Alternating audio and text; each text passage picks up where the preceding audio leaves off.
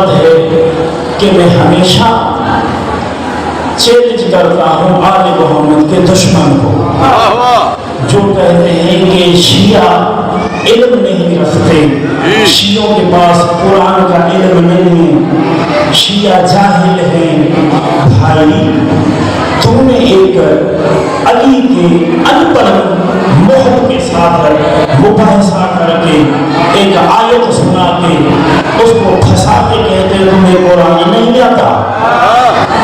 اگر میں یہاں پر بیٹھ کر خدا کی قسم پورے قرآن کی تفسیر محمد سے لوں تو پورے قرآن میں تجھے علی اور اولاد علی نظر نہ آئے۔ مجھے مولا کا محبت نہیں کرنا، مولا کا مداح نہیں کرنا، اس لیے کہ بلا میں نے جو آیت پڑھی ہے اللہ کہتا ہے وَرَبُّكَ يَخْلُقُ مَا يَشَاءُ وَيَخْتَارُ مَا كَانَ لَهُ الْخِيَرَةُ وَسُبْحَانَ اللَّهِ تَعَالَى عَمَّا يُشْرِكُونَ۔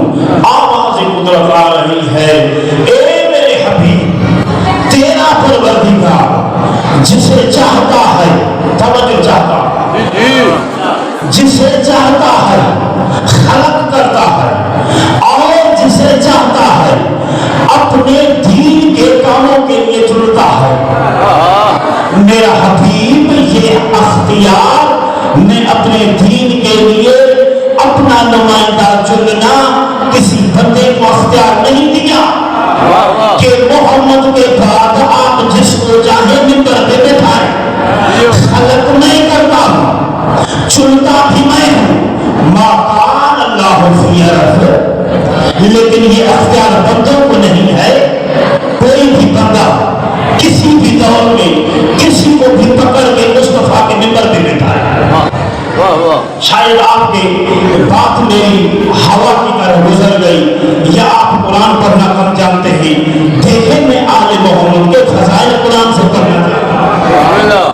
بھائی دیکھیں اگر بالفرض اللہ یہ بندوں کو حق دیتا کہ میرے نمائندے آپ چنتے رہو ہر دور میں، آپ بناتے رہو ہر دور میں، بندوں کو اختیار دیتا تو بھائی بندوں میں سے زیادہ بندہ پسندیدہ ہے مصطفیٰ، پیارا بندہ مصطفیٰ، کتنا پیارا، کتنا پسندیدہ، کتنا خدا کے نزدیک ہے۔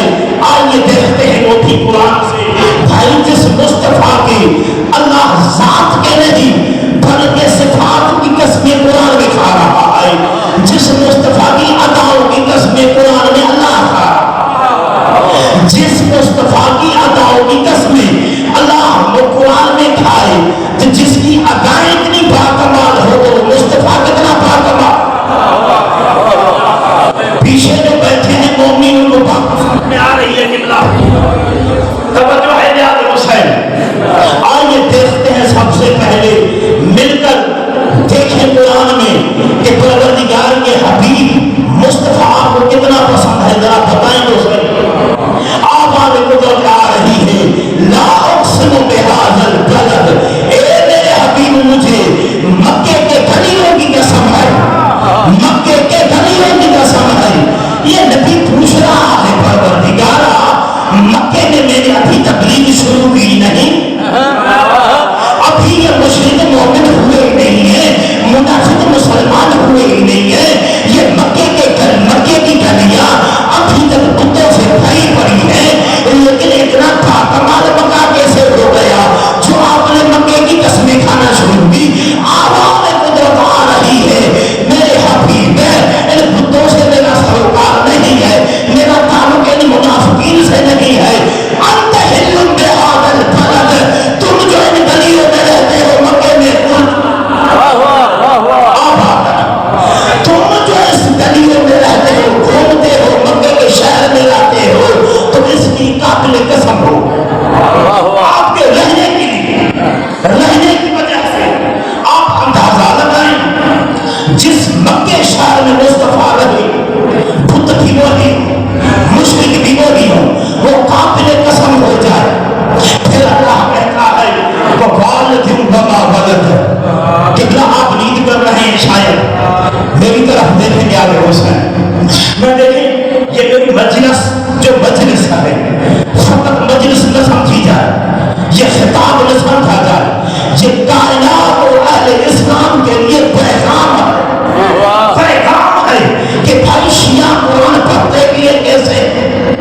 کیسے پڑھتے ہیں؟ تم تو یہ ڈھونڈتے رہتے ہو کہ علی کہاں ہے، حسین کہاں ہے. کیوں ڈھونڈتے ہیں بھائی؟ اس لیے کہ یہ حافظ قرآن ہیں، اس لیے ان کو علی نظر نہیں آتا. یہ آپ کی خاموشی کے سامنے قرآن پڑھنا چاہتا. جہاں تک میری آواز جا رہی ہے پھر اللہ کہتا ہے مجھے ایک بیٹے کی قسم ہے، ایک باپ کی قسم ہے، تم حق کے نبی ہو. ایک بیٹے کی قسم ہے، ایک باپ کی قسم ہے. بھائی یہ بیٹے اور باپ ہیں کون سے جن کی قسمیں اللہ قرآن میں کھا کر نبی کو کہتا ہے کہ تم حق کے نبی ہو.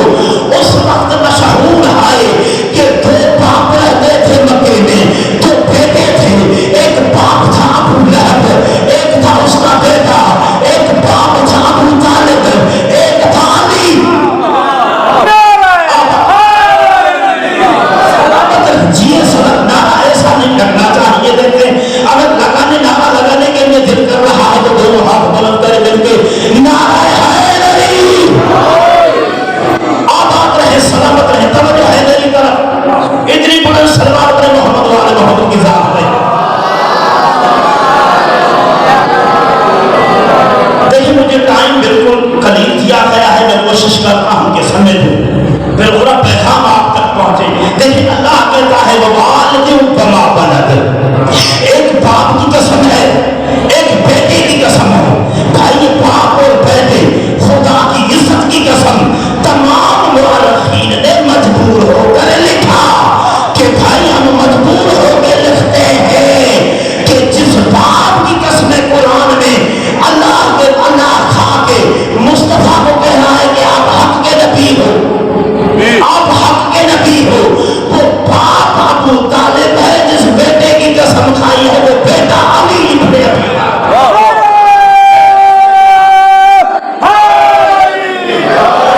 آباد رہیں، سلامت رہیں. توجہ چاہتا ہوں پیارے حسین بھائی. دیکھیں جس کی اداؤں کی قسمیں اللہ قرآن میں کھا رہا ہے تو ایسے بندے کو، ایسے محبوب اور پیارے بندے کو اللہ کہتا ہے میرا حبیب میرے دین کے نمائندے چننا آپ کا کام نہیں.